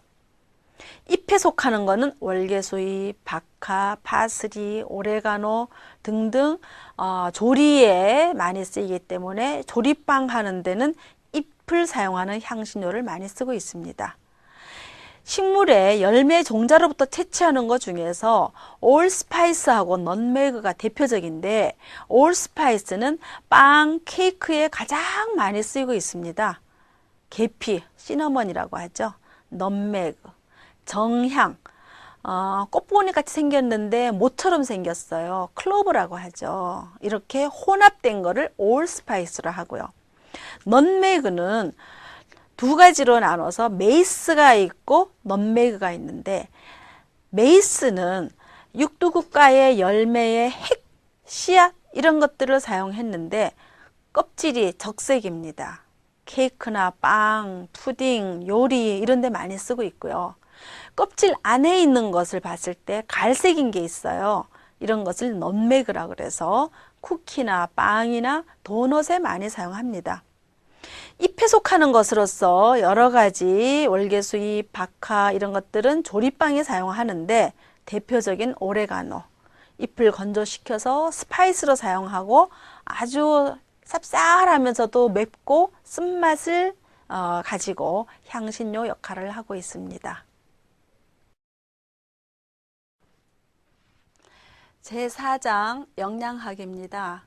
영양학은 탄수화물, 지방, 단백질, 무기질, 비타민, 효소 이런 것들을 다루는 과목으로서 재료과학과 겹치는 부분이 많기 때문에 연결해서 수업하면은 암기하기에 많은 도움이 되리라 생각합니다. 제4장 영양학입니다.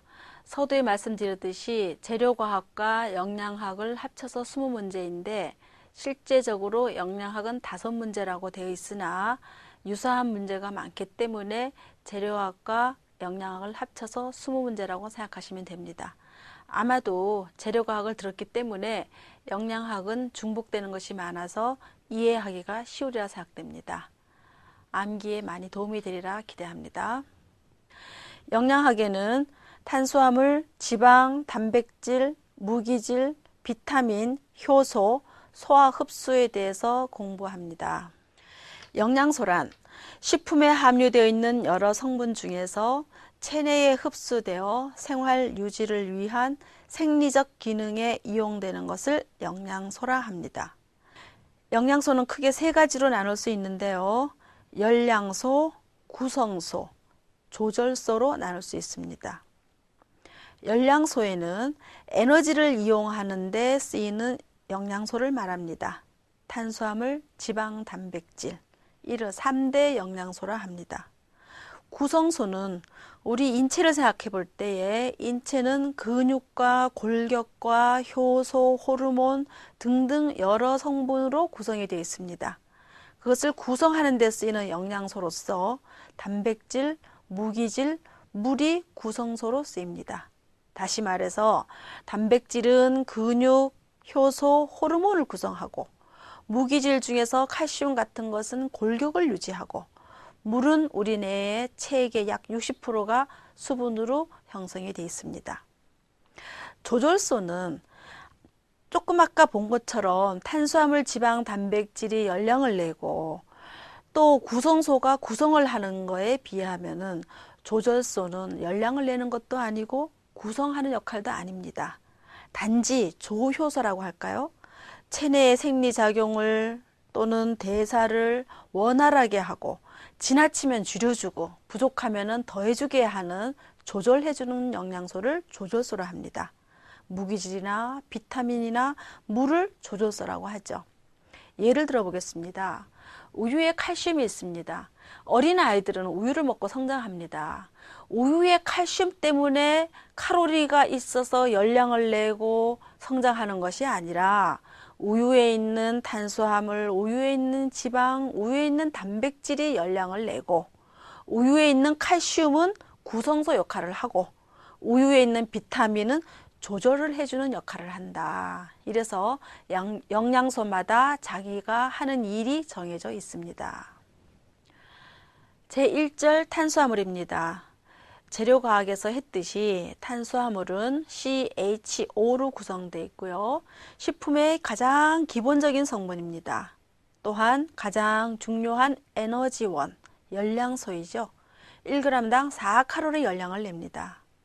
탄수화물의 종류에는 단당류, 이당류, 다당류가 있었죠. 단당류에는 포도당, 과당, 갈락토스가 있고요. 이당류에는 자당, 유당, 메가당이 있죠. 다당류에는 전분이 있었던 걸로 기억할 겁니다. 탄수화물의 기능은 에너지원이죠. 1g당 4칼로리의 열량을 내고 소화가 아주 잘 됩니다. 소화 흡수율은 98%. 쉬운 예로 우리가 소화가 안 됐다. 그러면 죽을 끓여 먹고 미음을 끓여 먹는 것은 죽과 미음의 소재가 탄수화물이기 때문입니다. 소화 흡수율이 98%. 사람의 몸에는 피가 있는데 피에는 당이 흐르고 있습니다. 그 당은 포도당이죠. 이러한 당을 혈당이라 하는데 혈당은 0.1%를 유지하고 있고 이 포도당이 남으면은 간에 가서 저장이 되는데 이것을 글리코겐이라고 합니다. 그 외에 당질은 비타민 B1이 있어야지만 대사작용이 원활해집니다. 또한 당질을 충분히 섭취해주고 나면은 단백질이 부족하지 않기 때문에 단백질 절약작용을 하고 있습니다.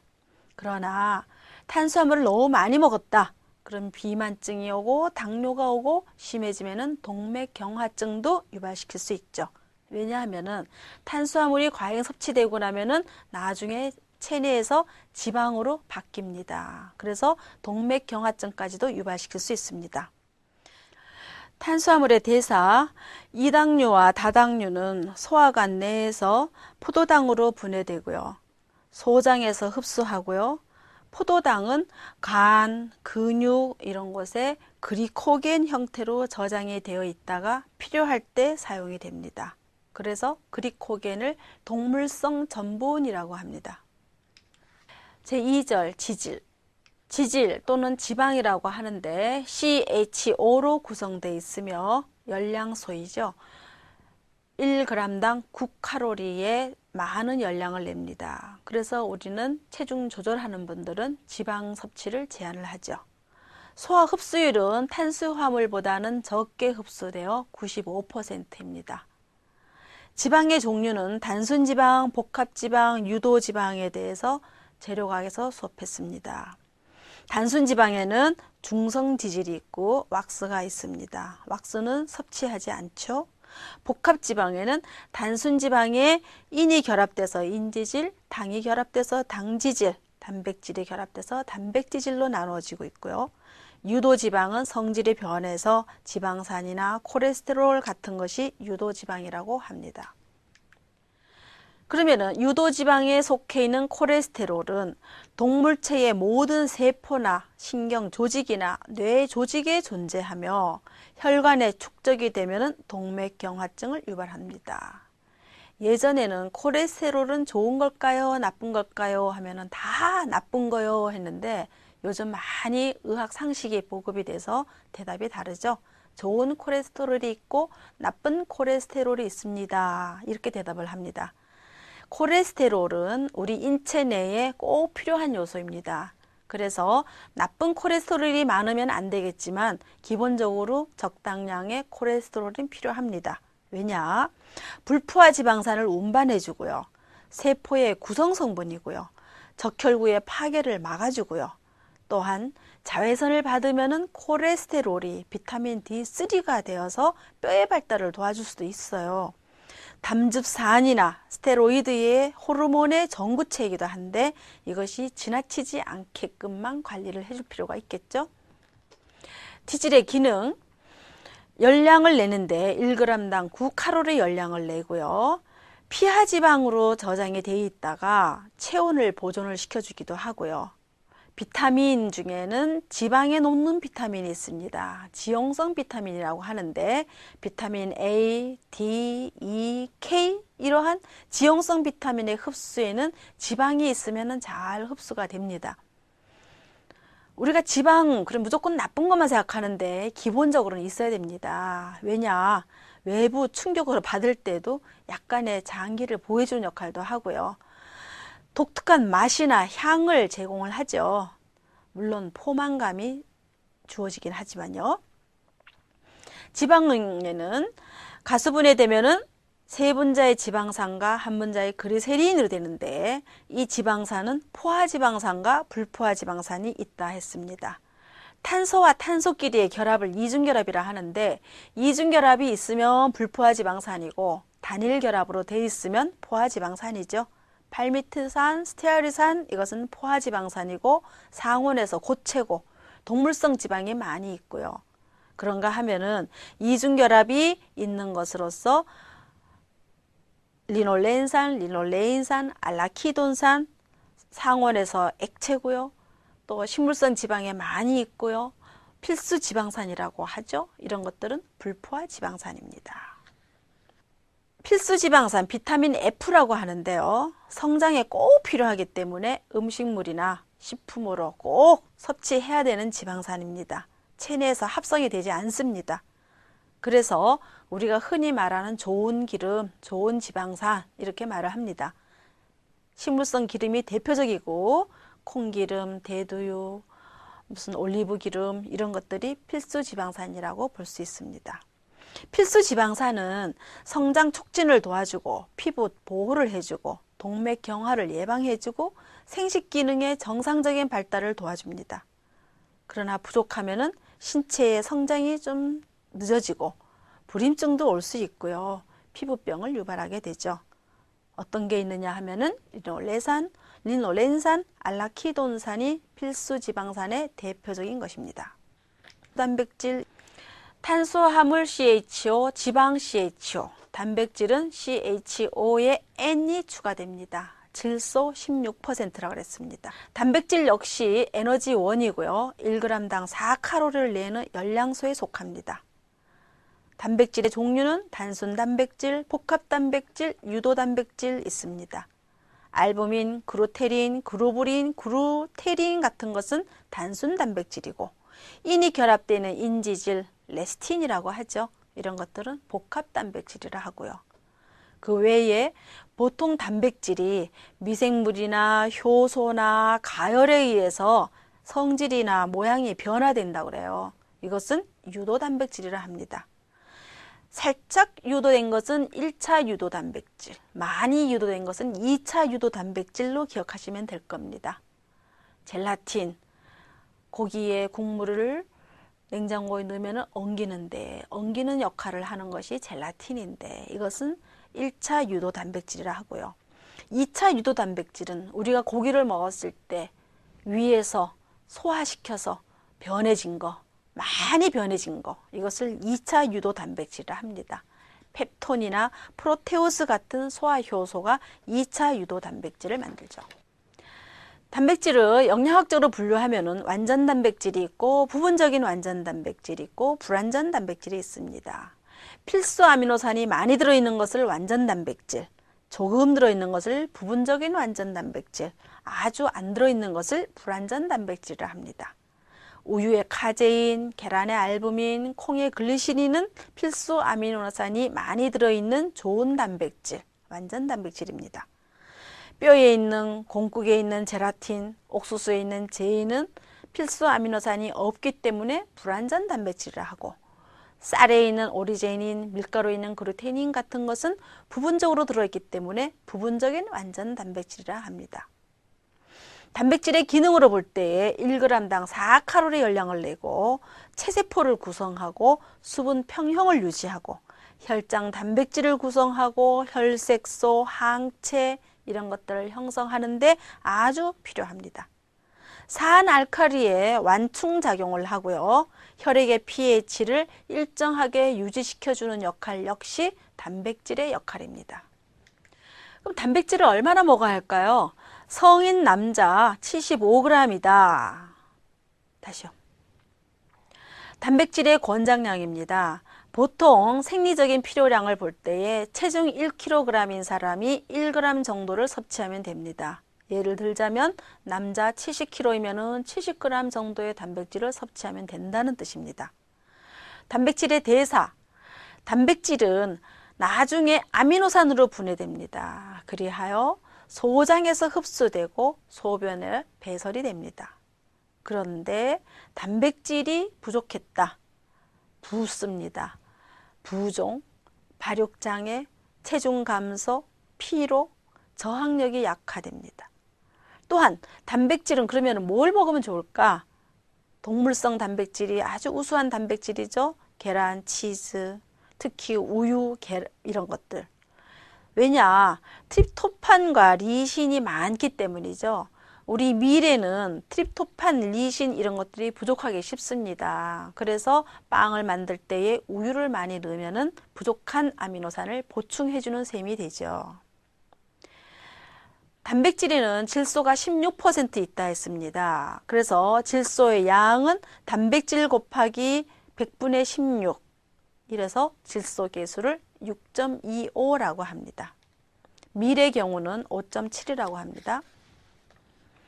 제4절 무기질. 무기질은 열량소가 아니죠. 에너지를 내지 못합니다. 탄수화물, 수소, 질소 이런 것들을 제외한 나머지 수없이 많은 원소들이 무기질로 되어 있습니다.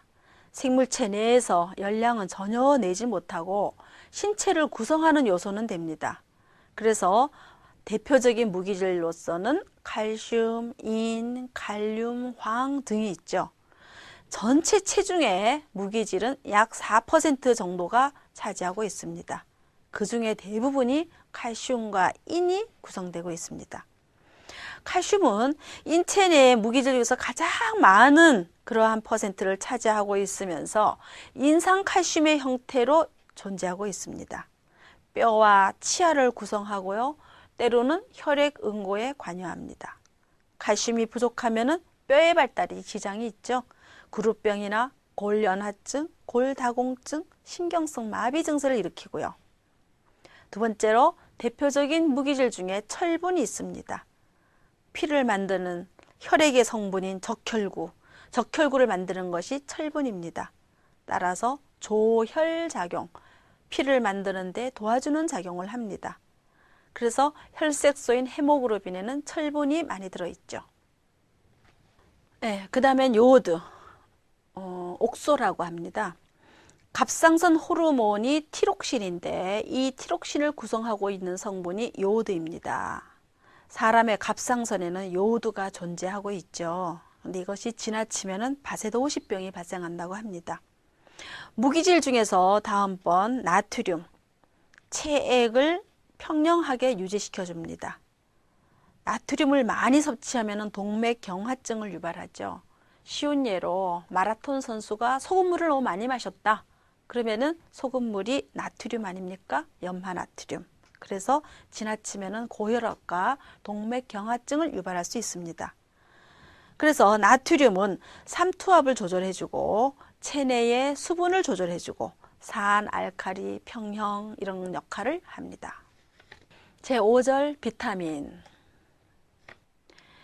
비타민은 탄수화물, 지방, 단백질처럼 열량을 내는 것도 아니고 무기질, 물 이런 것처럼 구성하는 것도 아니고 단지 그러한 열량소가 열량을 내고 구성소가 구성 역할을 할 때에 도와주는 역할을 합니다.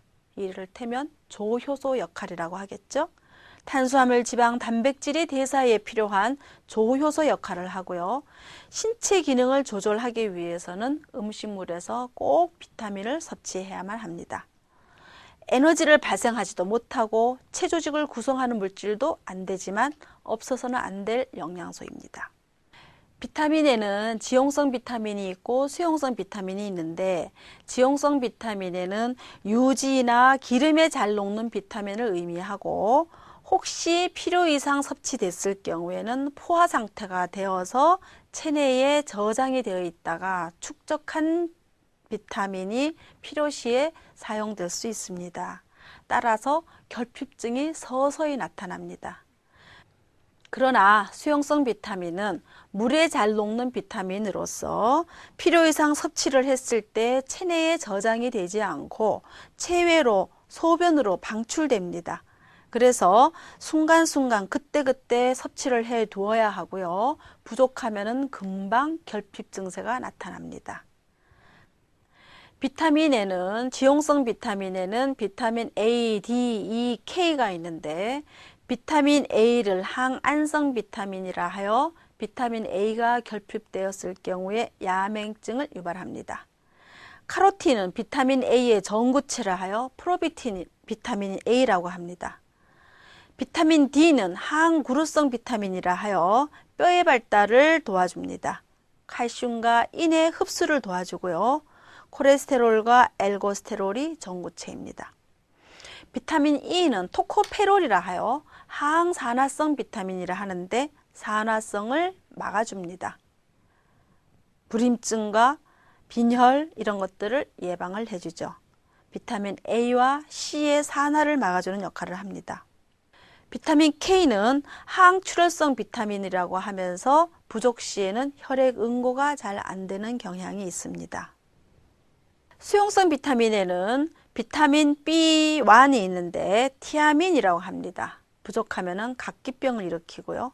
비타민 B2는 리보프라빈이라 하여 부족하면 발육장애, 설염, 피부염, 구각염 이렇게 얘기를 하죠. 니아신이 결핍되면 펠라그라병을 일으키고요. 아스코르빅 액시드라 하여 비타민 C가 부족하면 괴혈병을 발생합니다. 비타민 중에서 열량 대사에 꼭 필요한 비타민으로는 비타민 B1, 다시 말해서 티아민, 비타민 B2, 리보프라빈, 니아신, 이러한 비타민 B군은 열량 대사에 꼭 필요한 비타민입니다. 효소는 생물체 내에서 일어나는 화학 반응의 촉매 역할을 하는 단백질로 구성이 되어 있습니다. 효소는 생물체 내에서 일어나는 화학 반응에 촉매 역할을 하는 단백질로 구성이 되어 있습니다. 효소는 이처럼 단백질로 되어 있기 때문에 온도와 pH와 수분 등 환경 요인에 의해서 기능이 큰 영향을 받습니다. 효소는 35에서 45도 정도 범위 내에서 활성이 가장 높습니다. 효소 중에는 탄수화물을 분해시키는 효소로 프티알린이 있고 슈크라제, 사카라제, 아밀라제, 락타제, 말타제 등이 있고, 단백질을 분해시키는 것으로서 펩신, 트립신, 프로테아제, 키모트립신 등이 있습니다. 지방을 가수 분해시키는 효소로서 리파제, 스테압신이 있습니다. 제7절 소화흡수. 소화흡수입니다. 5가지 영양소가 잘 소화돼서 흡수를 해야 좋은 영양소라고 할 수 있겠죠. 첫 번째로 당질은 어떻게 소화되나 보기로 합니다. 쉬운 예부터 듭니다. 우리가 밥이나 전분을 섭취를 하면은 입에서 침이 나오면서 꼭꼭 씹어줍니다. 그 침에는 프티알린이라는 효소가 있어서 이미 입 안에서 전분을 메가당으로 소화를 시킵니다. 그래서 우리는 밥만 씹어도 달게 느껴지는 이유는 이미 입 안에서 소화가 됐기 때문입니다. 이 메가당이 위로 가는데 위에는 당질을 분해시키는 효소가 없습니다. 당질의 대부분은 소장에서 단당류로 분해되죠. 다시 말해서 포도당으로 분해돼서 흡수가 됩니다. 대장에는 소화액이 분비되지 않습니다. 그래서 당질은 최종 산물인 포도당 상태로 흡수가 되게 되어 있습니다. 단백질의 소화, 단백질을 소화시키는 효소는 위액과 장액과 췌액에 존재합니다. 위액에는 펩신이 있는데 펩신은 산이 강해야지만 활성화가 됩니다. 어린아이 위에는 레닌이 있어서 우유의 단백질인 카제인을 응고시키는 역할을 합니다. 장액은 에렙신이 있는데 폴리펩타이드를 아미노산으로 분해시키는 역할을 합니다. 체내에서 사용된 단백질은 경우에 따라서 소변을 통해서 배설되기도 합니다. 지방의 소화입니다. 지방은 가수분해되어서 지방산과 그리세롤로 된다고 했죠. 이럴 때에 위액에 있는 리파제가 작용을 해서 지방이 소화가 됩니다. 소장에는 담즙과 췌장액, 장액 등의 소화액이 있는데 담즙은 지방을 유화시켜서 소화를 돕는 역할을 합니다. 소화 효소는 아닙니다. 소화를 돕는 역할을 합니다. 착각하지 않기를 바랍니다. 췌액에는 스테압신이 존재하면서 지방을 역시 지방산과 그리세린으로 분해를 시킵니다. 지방의 소화 효소는 다시 말해서 리파제와 스테압신이 있다고 보면 되겠습니다. 위에서 흡수되는 영양소는 알코올인데요. 그 밖의 영양소는 대부분 다 소장에서 흡수가 됩니다. 물은 대장까지 가서 대장에서 흡수하게 되어 있습니다.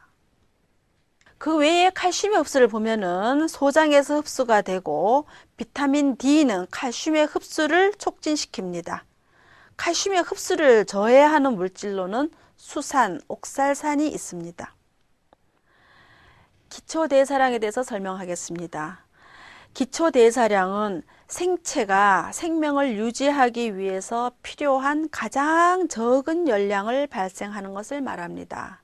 다시 말해서 열량을 많이 필요할 경우에는 많이 움직일수록 많이 필요하겠죠. 그러면 열량소를 많이 섭취하면 되는데 움직이지 않는다고 해서 아무것도 안 먹는 건 아닙니다. 그럴 때 필요한 열량소를 기초대사량이라고 합니다.